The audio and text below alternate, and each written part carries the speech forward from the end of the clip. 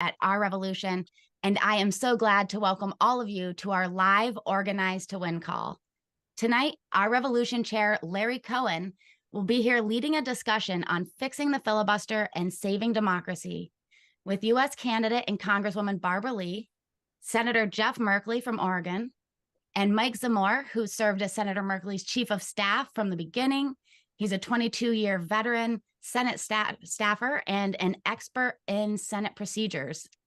The broken filibuster continues to be a thorn in the side of progress, from voting rights to criminal justice reform and many of our priorities at the federal level. So I want to thank all of you for being with us tonight for this important strategy session. Help us get things started by telling us in the chat your name, where you're from, and why you're tuning in. If you're watching on Facebook or Twitter, please like and share this to help get it out to as many people as possible. Bring them into the conversation. Let me read a few names and comments from folks as they're pouring into the Zoom room. We have Jessica from Philly, Barry from Toledo, Ohio. We have Marilyn from New Hampshire, Aliana from Ohio, Amanda Walker from Palm Springs, California. It's really moving quick here. Grayson from Maine, Samuel Parnes from LA, Kristen in Northern Cali, and we've got Camille in North Carolina, folks tuning in from all across the country. It's really great to see you all with us tonight. Tonight, Senator Merkley and Mr. Zamore have a new book coming out. Actually, it's out right now. You can get it. It's called Filibustered: How to Fix the Broken Senate and Save America. For a minimum donation of $35, you can get a signed copy of that and support Our Revolution's mission to fight the filibuster and advance our priorities. Skip Amazon, you can order it straight from us and help out the cause while you're at it. We're dropping the link in the chat for that right now. So tonight, we're gathered together because we're in a mission that we are united in to create a better America. That means fixing the filibuster so that we can make government work for all of us. To that end, we will be joined by leading voices of democracy. Once again, we have U.S. Senate candidate and Congresswoman Barbara Lee with us tonight. She was the most effective progressive in the House, and she is needed in the Senate more than ever. That's why Our Revolution is excited to be endorsing and working with her campaign. She's also got the endorsement of progressive colleagues in the House who have seen her values and hard work in action, and they want to see her go to that upper chamber and help us fix the Senate. She's got the endorsements of people like Pramila Jayapal, Cori Bush, Ro Khanna, and many others. And the grassroots progressive movement really has her back in this race. So keep an eye on that. Her early voting starts February 5th, and voting day is March 5th in California for that race. We'll also have U.S. Senator Jeff Merkley with us tonight to dig into the new book, Filibustered. He wrote that with our other guests this evening, and both have been great on so many issues. Senator Merkley especially has worked with Our Revolution on the environment, democracy, so much more. He'll be here with Mike Zamore, who was his chief of staff from the beginning. They've co-authored this book together, and we'll have a big deep dive into tonight. So drop some of your questions right here in the Q&A if you're in the Zoom room. Let me read a few more names from folks that are tuning in. We've got Kathy from Westwood, Massachusetts, Meredith in Colorado, Lisa Rifen from Maryland. She's here if we need any phone bankers. So folks, if you want to reach out to Lisa and get her on our phone bank team, it's great to see folks volunteering and wanting to get involved. That's what we're here for. Political activation and participation. That's how we're going to take back our democracy. And we're going to do it with all of you. Folks like Jeffrey from Chicago and Mark from Pittsburgh. We've got Ed from Colorado and Cheryl in Decatur, Georgia. Thank you guys for being with us tonight. We've got the links in the chat to buy the book, and make sure to share this out on your social media streams. We've got live streams going over on Twitter and Facebook. Get your friends involved, get them to tune into the call tonight. And with that, let's get right to it. Let me hand it over to our host for the evening, Our Revolution Board Chair, Larry Cohen. Larry. Hey, great to be with everybody. particularly great to be right now with Senator Merkley and his chief of staff since he arrived in the Senate, Mike Zamor, who just last week, he had retired a few months ago, and he's now at the ACLU, where he'll be working with us all to mobilize around this really critical, it's more than an issue, it's more than a campaign. It's when we think about, we didn't just come to protest, we actually want to govern. And I think back to when I met Senator Merkley, when he first came to the Senate in 2009, we had a landslide. It didn't take a landslide for him. He's quite popular in Oregon, but he was part of the landslide of 2008 election, along with the President Obama. And from the very beginning, and this is unheard of, he couldn't believe how the Senate functioned, and worked with Senator Harkin, who had worked on this issue, how the Senate functions and why we can't get bills on the floor, why we don't discuss them, and why the majority can't vote on them, even though that's what the Constitution is all about. And that's how I met him. And I must say that he is an incredible leader, as Amanda said, not just on this, on everything that we love, whether it's the environment, whether it's workers' rights, the book that he wrote where we had him on Our Revolution about the children in the camps on the border, the children of migrants separated from their parents. There's nothing that I could mention where he's not just there, he leads and he inspires and he gives us all hope. But this is like the issue without which there is nothing. Because unless we're just here about protests, and I've been in protest movements in this country, since I was in high school, but, we actually want to win. We actually want to be happier. We actually want to see things done on a federal level. And this issue and the misuse of Senate procedures that, as he'll tell us, goes back, sadly, particularly to the fight around slavery, then Reconstruction, then civil rights. And we'll hear soon from Representative Barbara Lee, who knows all that firsthand. And she also knows what happens when bills clear the House of Representatives by huge margins and they never get discussed for a minute in the Senate. That's what this is about. And this is also about a specific tactic where Senator Merkley has already united what hopefully will be at least 50 senators next January. We don't have them now. We have 49. We need 50 next January so that we have a path through this. And we'll hear about that from him. But again, for all of us in our revolution, we didn't come to protest. We actually came to change things.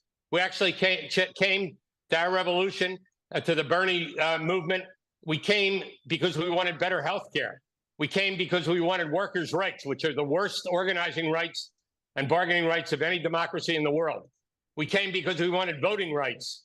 And that was the issue in 2021, where we tried to change this, led by Senator Merkley, and came within one vote.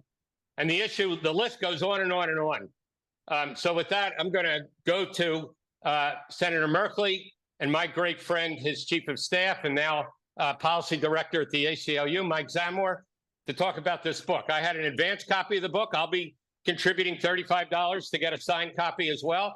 It's a hardback. This was a galley proof, but and I read the book a few months ago and read it again in the last couple of days. It's incredibly, for what could be considered a dull subject, tedious subject. It actually works the way they've written it. It's a bunch of stories that take us through the history of this country. But Senator Merkley, if we can go back and forth with you and Mike, that would be great. Senator Merkley, if we could start out somewhat at the end rather than the beginning, just tell us, if we get 50 senators elected, and let's assume we get a majority back in the House, that's a bit easier, and we return President Biden, what is it that we can do next year? I don't want people to lose that. So if we can lead with that, maybe end with that, that would be great. Absolutely. Larry, thanks so much, because you have been driving this battle, and we came so close in January 22, but we missed it by a slight margin. And so we're still in the fight, because I want everyone on the call, think about the thing that you really care about. Are you determined for us to pass the PRO Act to help unions organize, or the DREAM Act to help young children who came here actually gain citizenship, or the Disclose Act to take on dark money, or the Equality Act to make equal opportunity for our LGBT community in all facets of our society, and so on and so forth. You have all these wonderful policies that I share, and including ones on housing and healthcare and education and civil rights, voting rights, the For the People Act, climate, and other environmental issues. And the question I have for all of you, you have these great policies, and if you get every single Democrat, are you going to get them passed, even if the Democrats have a majority? And the answer is no, you're not, because the Republicans have a veto power under this item called the filibuster. And it has evolved into essentially no debate can be closed without 60 votes, which means 41 Republican votes can stop any issue from having the debate closed and getting to a final vote. This is a complete corruption of the original vision of the Senate code, where everything was debated. And then when people had their say and had an opportunity to offer an amendment, they voted simple majority, no supermajority, anything in the issue of policy. This transition to the supermajority began at the powerful taking on the people in the form of Southern slaveholders wanting to make sure they stopped civil rights legislation in America. But it's now evolved into an instrument of the powerful in every dimension and every topic. And unless we come to terms with that, then all these great ideas for really putting this country back on track for ordinary people, we are going to lose. And so no matter what aspect of the progressive movement you're in housing, in education, in healthcare, in civil rights, voting rights, climate, this matters to you. And so that's the basic story. If we proceed to reform this 41 vote Republican veto, then we will have the leverage to overcome that opposition, still with a talking filibuster. That means it'll be a debate between the American people, but we can get to a final vote. So that's the reform we're driving forward and came so close to passing in January of 22. Okay, Mike, let's shift to you. Tell us why you would think, and when you first started as a Senate staffer, there was some Republican support for changing this. Why has this become a caucus issue and no longer an issue that's discussed in terms of how do we get an effective Senate? Thanks, Larry. So that list that the senator just gave of all the important things that we want to do, you'll note that on that list was not tax cuts for rich corporations and billionaires. They've already got the ability to get that stuff through without being filibustered, without needing a 60-vote cloture process. So why is that? It's because the Republicans years ago used a majority to power through a rule change that changed a tool, reconciliation, which you probably heard about. It's a process that bypasses a filibuster to pass budgetary bills, and it was specifically designed to reduce deficits. And the Republicans didn't like that. They wanted to actually pass tax cuts, which increased the deficits. So they just powered through a rule change, and they got that. And when Republicans are elected, they've got one giant priority, affirmative priority. Like they want to gut the government, which they can do with their by controlling the agencies, and they want to cut taxes for their billionaire friends and the giant corporations.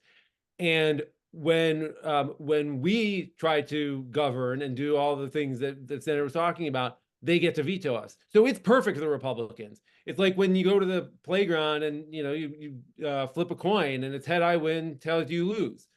If the Republicans can win when they're in the majority on the priority they really care about, and win when they're in the minority by blocking the stuff we want to do, then they've lost all incentive to change the system. They love it just the way it is because it delivers exactly what they need to be able to hold on to wealth and power and not share it with the rest of us.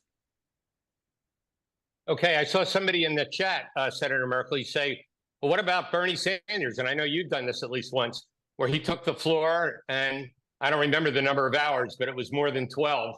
And what they're asking is, wouldn't that rule that out if we made these changes? No, absolutely wouldn't, because what this reform does is says we actually will go instead of 41 vote veto, because understand this. Right now, there can be no debate, nobody's talking at all. Nothing's happening in front of the American people. But unless you have 60 votes to close that non-happening debate, you can't get to a final vote. That's very, very different than the old talking filibuster, where if there's a break in the vote, you can call the question. So what the talking filibuster word restoring looks a lot like what happened in the past with some modification. It basically says once you've had an opportunity for both sides to have a certain number of relevant germane amendments, then it would be in order to go to an extended debate in which the only question before you is the question of final passage, and every senator would have the ability to speak twice as long as they want. That provision, twice as long as you want, that's in the original rules of the Senate back in the very first session of the Senate. It's still in the rules today. And so most likely, somewhere along the line, you end up with a compromise. But if you don't, eventually everyone could exhaust their two speeches and you could get to a final vote. So a long speech would still be absolutely possible. If the Republicans were trying to do something we hated, we could make it incredibly difficult for them to do so. They would have to stay the course for weeks. They could do the same to us. But on most issues, the filibuster would start on a Thursday evening at 4 p.m. And by midnight, it would be over because people aren't going to stay the weekend and go through the night to keep the debate continuing. Then on the big issues, like something the Equality Act or the Voting Rights Act, the John Lewis Act, if you will, the PRO Act, we might have to go for weeks, but we could get to a final vote. And that's well worth it. And again, what you're proposing is democracy in action. When people talk about Mr. Smith goes to Washington, whether it's Mr. or Mrs. Smith or whatever their gender, that's a fantasy today, right? Not a reality, because we never get the bill on the floor in most cases, or we never get a majority vote on final passage. Yes, the system is so rigged now because you can't get a bill to the floor. And if you do get it to the floor, you can't get it off the floor. And so essentially a huge number of things are killed in the crib. You never see the light of day. So there, yeah, a few things are killed on the floor by inability to get 60 votes, but that's like the tip of the iceberg. 90% of the impact are the things that never get to the floor for debate. And it's perfect for the powerful who can tuck things in with their lobbyists and influence and must pass bills that are 1,000 pages thick. But for the things we're fighting for, we will lose time and time and time again. And let me kick that back over to Mike. Well, I just want to pick up on what you just said, Larry, about this being the democratic process, because one of the biggest risks here that we face is not just that we can't pass, legislation to ensure that women have access to safe and legal abortion or gun safety legislation or all the other things we want to pass, but we all are living in this moment where we feel palpably the danger our democratic process is in. We've got Donald Trump, who is out there explicitly saying he wants to be a dictator and is doing all the things that dictators do in the run-up to amassing power and then crushing freedoms. And our book, we start the book on January 6th, 2021 with the insurrection at the Capitol, because that is the product of our status quo. It's what happens when you break that democratic feedback loop. And the US Senate, by creating this minority veto that lets the minority hijack the agenda and decide what passes and what doesn't pass, is breaking democracy and has been doing so for almost 2 decades now. And that means that that people lose faith in the ability of democracy to deliver. And it's not unreasonable when you look at all of the popular things that people want to see happen to make our country better, to address their lives and make their lives better. And then you see Congress after Congress, it doesn't happen. And people don't understand procedure in the United States Senate. They just see that the government never does the things they want it to do. So if we want to save our democracy, if we want to take the oxygen away from the authoritarians and make sure that the government is able to be there and reflect the will of the people, we've got to break this this cycle in the Senate that lets the minority seize the reins of power. Perfect. And back to you, Senator Merkley. We just got a question in the chat, which we heard, 12 years ago with Fix the Senate Now. Well, if we change this, what happens when Republicans have a majority, which could even happen next year? Sure, absolutely. So Republicans realize first that their major objective is tax cuts and court appointments, and those are already simple majority. They are not really oriented towards policy. But let's say they did have a policy like a national abortion ban, and that policy now it would become a debate where we would go night and day and we would mobilize the entire country. And the debate might go for weeks, but we are on the side of the people. And so it would be hugely damaging to the Republicans and beneficial to us. And we'd end up winning. Or if in a kind of a terrible freak circumstance, they win, they're going to lose the next election because we are on the side the people share.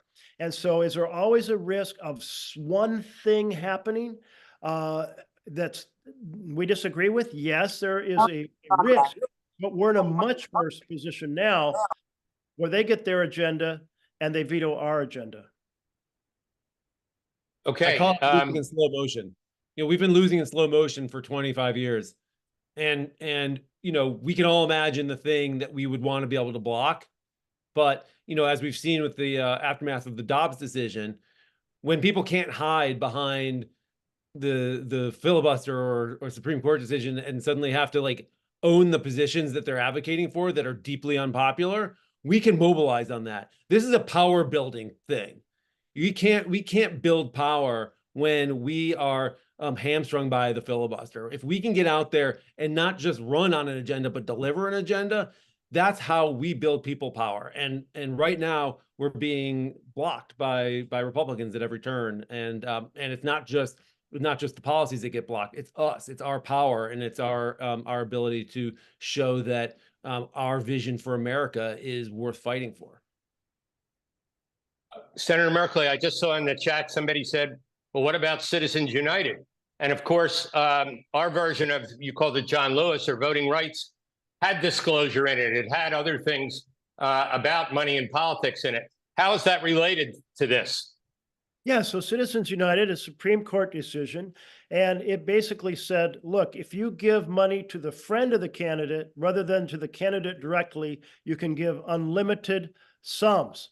And we have been unable to get disclosure, which means, therefore, ordinary people like you and me, we give $200 or more to someone, we're disclosed, but the rich can give, 5-10 million to the friend of the candidate in complete secrecy. So to take on Citizens United without a constitutional amendment, which is a whole different question, we need disclosure. We had 59 votes twice, but we couldn't get 60 votes to close debate. With this talking filibuster framework, we absolutely could win the battle for disclosure. Okay. I was really taken by, I think it was chapter 1 of the book, I was fumbling to remember, where you talk about the families of Sandy Hook and what went on. What year was that?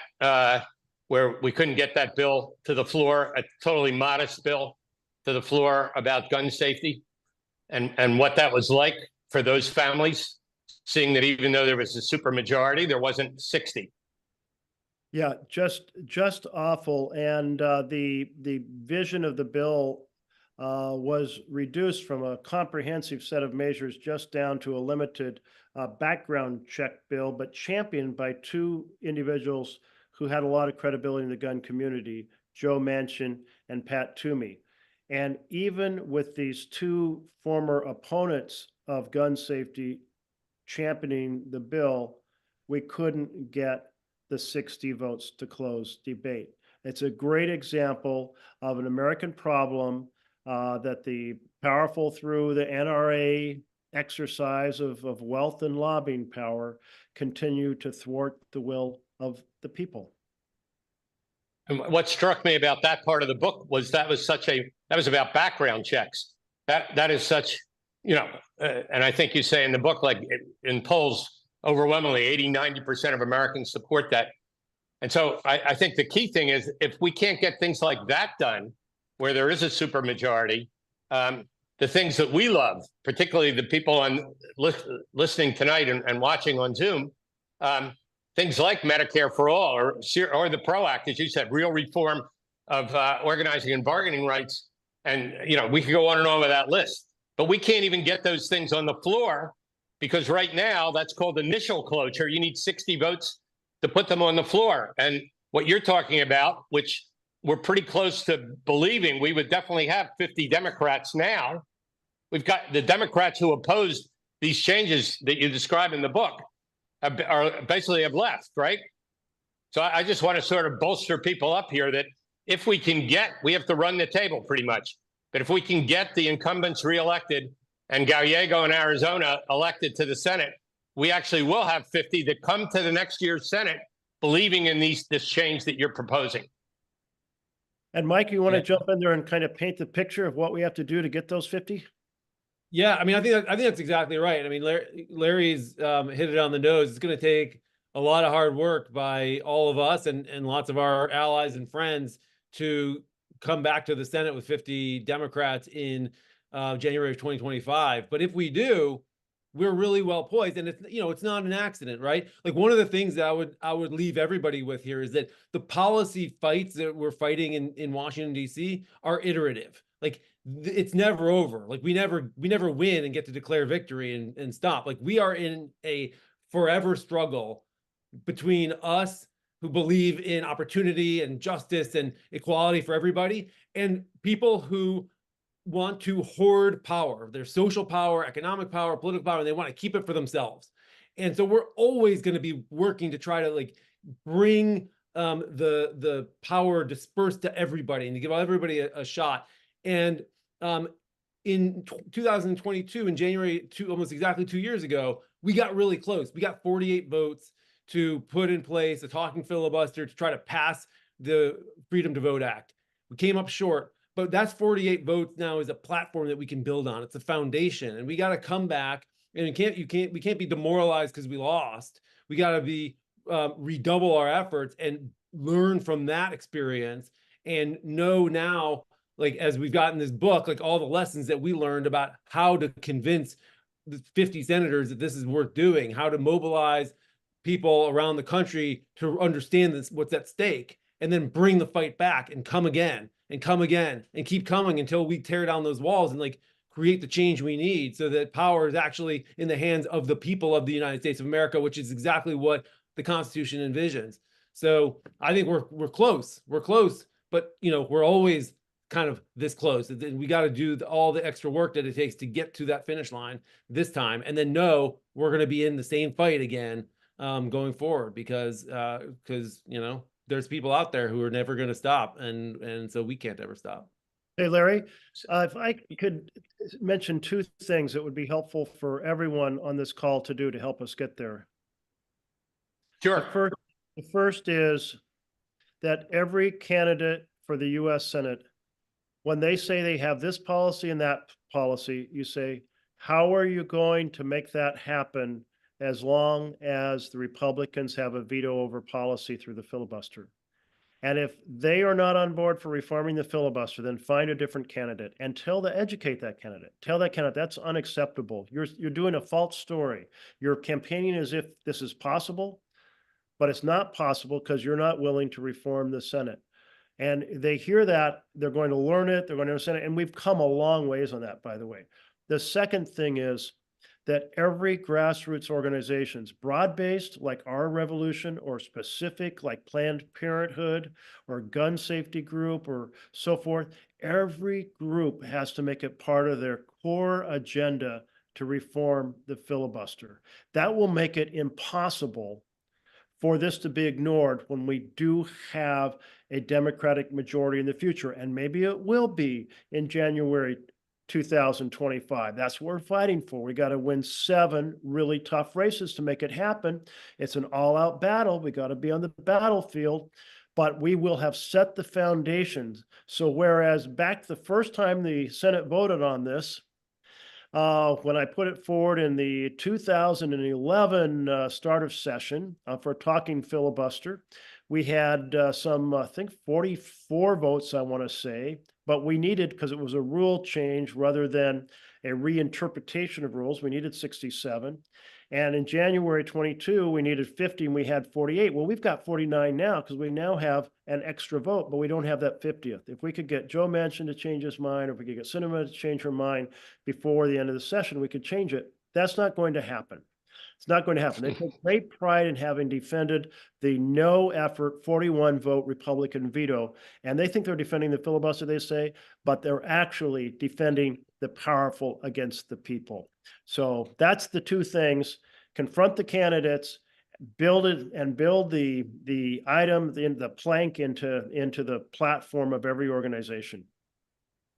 Okay, we'll end this on that note. Again, in the chat tells you how to donate to our revolution. Get a signed copy of the book, signed by the authors, and also we'll be working with Mike now at the ACLU on the outside. The Fix the Senate Now, all those groups are in, plus groups like ACLU, Planned Parenthood that were not in 10 years ago, now are in this fight. And so we will have millions of people with you, Senator Merkley, when you lead this fight next year. But we do have to get those incumbents that have tough races, like our friend Sherrod Brown in Ohio, reelected, and Gallego in Arizona. We'll talk more about that in subsequent months to come here. But there is a real path, and it's a lot different than when my union, CWA, jumped into this.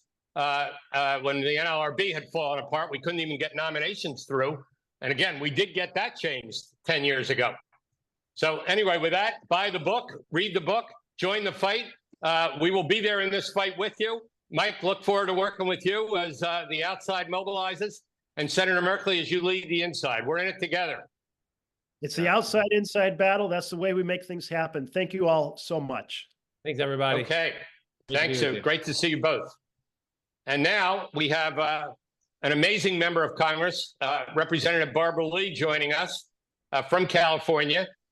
When we elect Barbara Lee to the Senate, we'll have an outspoken voice based on her entire history. We don't have to convince her about any of this to change the Senate procedure, to collaborate with Senator Merkley. So great to see you, Representative Lee. Tell us what's happening out there. We're gaining steam every day in California. Yes, Larry. Hello, everybody. Let me first thank you and thank Joseph and Paco and, of course, Senator Merkley and Mike and everyone, our revolution, for being with us once again this evening. And I have to say a couple of things. First, to Senator Merkley, I'm not sure if he's still on, but I have not had the privilege to read your book yet. I intend to read it because ending this filibuster and your book, Filibustered, is so critical to our democracy. This is one of the fights we have to make if we're going to protect our democracy and our freedoms. And so when I talk to people about ending the filibuster, and I've said this for years and years and years, that and a lot of people think it's a law, but any rule or any procedure that was established to block and to discriminate against African Americans has got to be bad, has got to be awful. And so that's where I start, just educating people. And I'm so glad that Senator Merkley has his book that's coming out, because it's so important that people understand what the filibuster is and to disrupt and dismantle this confusion about the filibuster. Secondly, let me just say a couple of things about myself. I intend to be in the Senate with your help with Senator Merkley, because I want to work on protecting our democracy and our freedoms. And this is such a critical part of it. But also, you know what, many of these districts, and I'm glad Senator Merkley talked about the inside-outside strategy, because so many of these districts of Republicans, mind you, have African Americans and people of color and working people in their districts. And we have to, yes, as legislators, members of the House and Senate, we have to legislate but we also have to organize, and we're still activists. And so we have to make sure that we go into these districts, have town meetings, work with our partners on the outside, like Our Revolution, and really educate the public about why the filibuster is detrimental and blocking our democracy. When you look, for example, just the Women's Health Protection Act, on abortion rights, the right to decide to make medical decisions about one's own body. We can't get anything past the John Lewis Voting Rights Act. You talk about the basics to our democracy. We can't even get through because of the filibuster. And so I am so happy that Our Revolution is taking this on, and that all of our allies, because, you know, when you talk about fighting for our democracy, we're talking about, yes, making sure that we hold those accountable, such as Donald Trump, the Proud Boys, the Oath Keepers. I'm the lead plaintiff in the NAACP lawsuit, holding them accountable. They really almost destroyed our democracy. But we have to see fighting against them that they don't achieve power. But we also have to know that part of this fight against turning the clock back, and that's what they want to do, is ending the filibuster. And so it intersects with everything that we're doing as it relates to the elections and Donald Trump and these MAGA extremist Republicans. And so we have to educate the public, and we have to just fight hard and make sure people know that any rule that was put into place to keep people back, to discriminate, that is really based on institutional racism. I mean, that's where this started. Now, everyone in our country who are not the billionaires, for example, are being shut out in terms of what the filibuster is keeping us from doing, in terms of moving forward to help working families, to make sure that the equity and the freedom and the justice and the corporate greed is wiped out of our system, but the justice and freedom and equity is part of our democracy that we still have to fight for. So thank you again, Larry, very much. Thank you, Our Revolution. To Senator Merkley, I want to thank him for this book, because it's timely. And during this election, he's right. Each and every candidate, this should be a litmus test. Do you support the filibuster? Do you support ending it or not?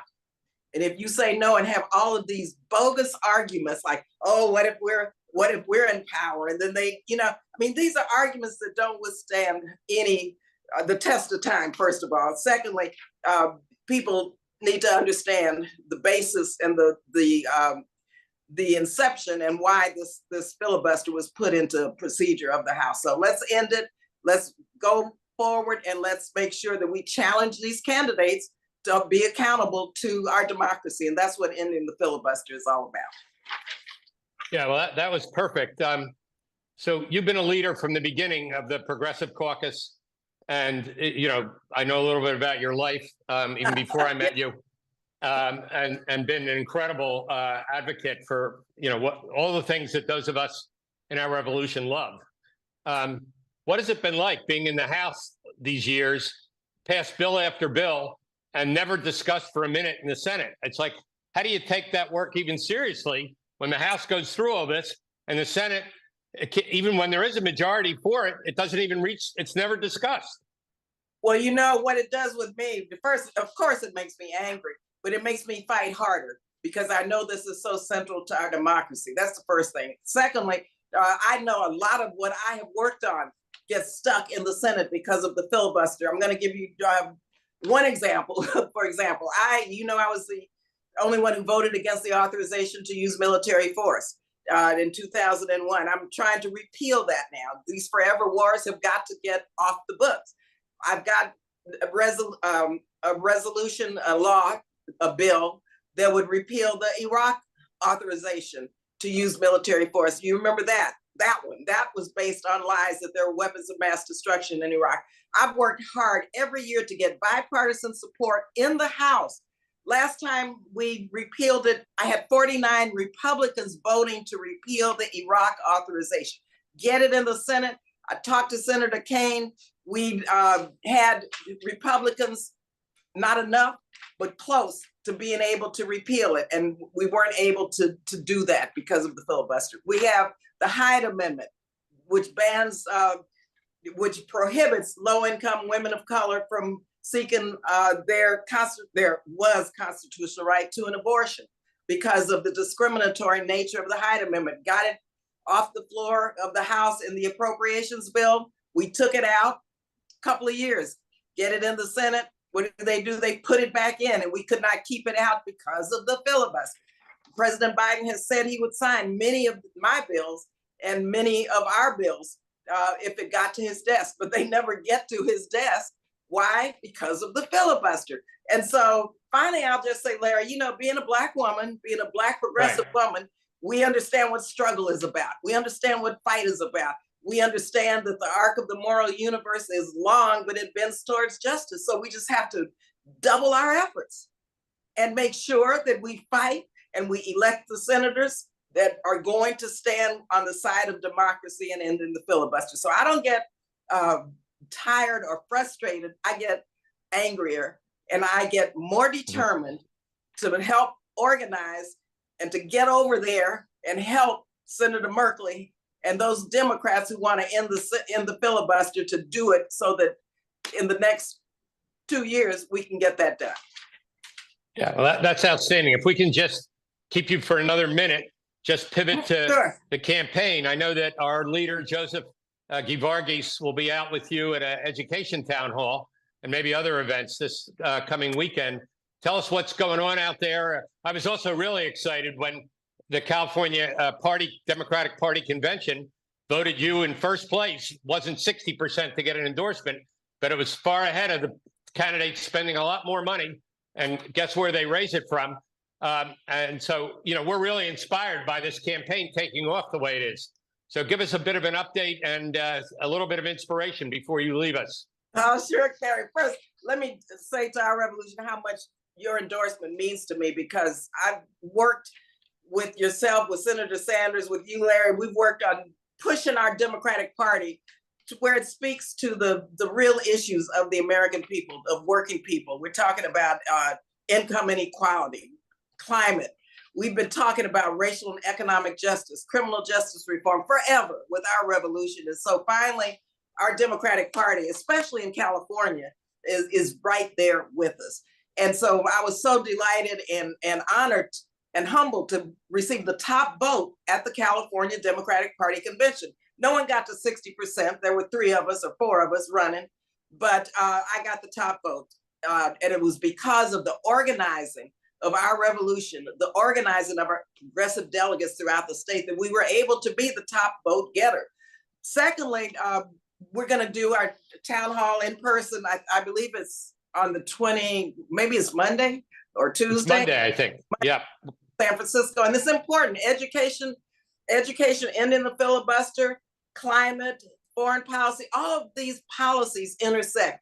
And they all are about making sure that we have a country that reorders its priorities so that we put people first. So we're going to talk about education on this town meeting, at this town meeting. And so all of you, we're using our campaign to really organize, yes, for Barbara Lee for Senate, but also to raise the level of awareness, consciousness, and to talk about the issues that are important to the country and especially to California: affordability, housing, being unsheltered. What does that mean in terms of not being able to afford to pay rent when the wages are so low? What does this mean when you can't afford childcare? I had to take my kids to college with me. I couldn't afford childcare in the day. They were sat through class with me. Now we're still dealing with issues around childcare. Can you believe that? And so there's so many issues that are progressive issues that we have to fight for so that I can be a champion on immigration reform in the Senate, you name it, on environmental justice. We've been talking about that, how we're going to move forward with the Donald McKeachum Environmental Justice Act. And so our campaign is really a campaign that's helping to organize and educate people. Also, we have to raise more money. And when you look at the obscene nature of money in politics, we have to, first of all, get public finance in the campaigns, Larry. Secondly, we've got to overturn Citizens United. Corporations are not people. And I see this in my campaign each and every day. I'm a Black progressive woman with experience as a legislator, appropriator, and a negotiator. I'm the UN representative from the Democratic Caucus. I was the chair of an appropriations committee, the State and Foreign Operations Committee, that funds all of our health and diplomacy and diplomatic initiatives. Yet Barbara Lee can't raise the kind of money that my opponents raise because I'm who I am, and because the system, the campaign finance system, is so messed up, which benefits people who have access to billionaires. And so that's okay, because like Karen Bass, 9 million to 100 million. Guess who's mayor of Los Angeles? Mayor Karen Bass. That's right. Share that, because it's important to know that people power is organizing and it's getting people to the polls. It's targeting our voters. It's getting the message across. It's getting people to know me in parts of the state where they don't know me. That's what's important. And my brothers and sisters, that's what our revolution can do right now to help us in this campaign, to get our message out. Be my surrogates. Be our grassroots organizers. This is a door-to-door campaign. I'm so proud of our team with Robert Dempsey and many of our revolution activists and brilliant strategists who are helping us with the campaign. So thank you all so much for being with us, for tuning in, and for staying the course, because we're going to win this, and we're going to protect our democracy, and we're going to save this planet for the future generations, because it is burning and it's a crisis. And I know that everyone cares about climate change and what we're going to do in the Senate in the next couple of years. Thank you. Well, thank you. And let me just say to everybody, there's hundreds of people on here, they're activists. Number one, California is by far our biggest state. You would expect that based on population, but even beyond that. And so turnout is going to be key. This is a primary election. California has different rules. Top two go on to the general. Turnout is the key. We have hundreds of thousands of our revolution supporters. We need the phone bankers to call them, and people can volunteer. You don't have to live in California. Amanda said it before. She'll say it again in the wrap up in a minute, to jump on those phones. We also have our members who are paid phone bankers. So we raise money so that they can complete those calls. It's all about turnout. If we turn out 70, 80% of our revolution supporters in California, that could easily provide 70, 80, 100,000 extra votes. That's what this is about. And let me just say, finally, for everybody who knows you, that I know, you have been an inspiration forever and ever. And it would mean so much to us to help in any way for you to go to the U.S. Senate. And well, I couldn't be prouder that our revolution this is our number one thing through that primary by far, regardless of where we live. And personally, I couldn't be prouder of that. And I just hope that we come through for you the way that you come through for us for an entire lifetime. God, thank you, Larry, so much. I've enjoyed working with you over the years on so many issues, and you stayed the course also. And let me just say, okay. This primary, there's also a special election on the same day. So all of our names will be on the ballot 2 times. So those of you who live in California, vote for Barbara Lee 2 times. That's okay. There's a special election and then a primary on the same ballot as a result of the appointment and the death of Senator Feinstein. So Larry, thank you all again. Thank you, our revolution. Well, thank you. And as you see up there, Barbara Lee speaks for me. Amanda, I'll turn it back to you. Thank you. Thank you so much, Larry. And thank you, Representative Lee. It's so great to see all of the hearts and emojis that are coming up in the chat right now. Like Larry said, we've got hundreds of very active folks in the Zoom room. We've got thousands more that are watching online. So folks are getting the message. We're happy to deliver it to them, because this is definitely the way. We had a few folks, like Andrew Sellis is already saying he is jumping on to phone bank with us. So love to see that. So many great comments coming through. A lot of love for our guest tonight. And what an interesting and informative conversation. Really gets to the heart of what's going to enable us to get our priorities over the finish line in the long game that we have and the short game that we have. So it's the inside outside strategy. Folks have been mentioning it. And part of that involves showing up in person when there's events where you can congregate. If you're in the Bay Area, like Larry said, we have an RSVP that we're going to drop in the chat right now to see Barbara in San Francisco at the Education for All Town Hall.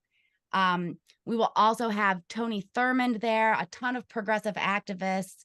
Great way to get on board with the campaign and get active. We've got until February 5th when early voting starts. And of course, that goes through March 5th. So we're really coming down to the home stretch here. We need Barbara to be in that top 2. Finally, one more chance for you guys to get Senator Merkley and Mr. Zamor's book, Filibustered. That's how to fix the broken Senate. We know it's broken. We can fix it, and how we can save America. Get your signed copy today for $35. Skip Amazon, buy it through us, contribute to the movement, and contribute to us advancing the ball on our priorities.